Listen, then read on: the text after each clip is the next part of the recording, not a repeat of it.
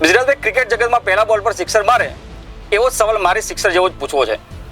શું 2027માં કુંવરજી બાવળિયા સામે ચૂંટણી લડવાની તૈયારી કરી રહ્યા છો આપ? સૌપ્રથમ તો વીઆર લાઈવ ન્યૂઝના તમામ દર્શક મિત્રોનું હું ખૂબ ખૂબ સ્વાગત કરું છું અને આપનો ખૂબ ખૂબ આભાર વ્યક્ત કરું છું. અને વાત જ્યારે તમે જસદણ અને વિછ્યાની કરી ત્યારે હું કહીશ કે સમગ્ર ગુજરાતની અંદર કાયદા અને વ્યવસ્થાની સ્થિતિ કથળી રહી છે. ત્યારે જસદણ અને વિછ્યાની અંદર પણ તાજેતરમાં આપણે જોયું કે જે રીતના નિર્દોષ લોકોની હત્યા થઈ રહી છે, પોલીસ તંત્ર કંઈ ધ્યાન નથી આપી રહ્યું.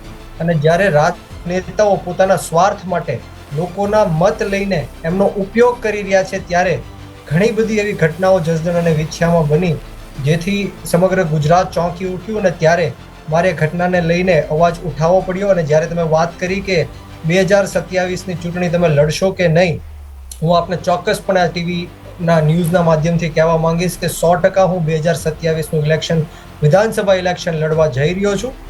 અભણ લોકો, 8 પાસ લોકો જો ઇલેક્શન લડીને મંત્રીઓ બને અને છતાં પણ લોકોના કામ ન કરે, તો હું એક ભણેલો ગણેલો યુવાન છું, ગ્રેજ્યુએટ યુવાન છું, અને 100% હું 2027ની ચૂંટણી લડવા જઈ રહ્યો છું.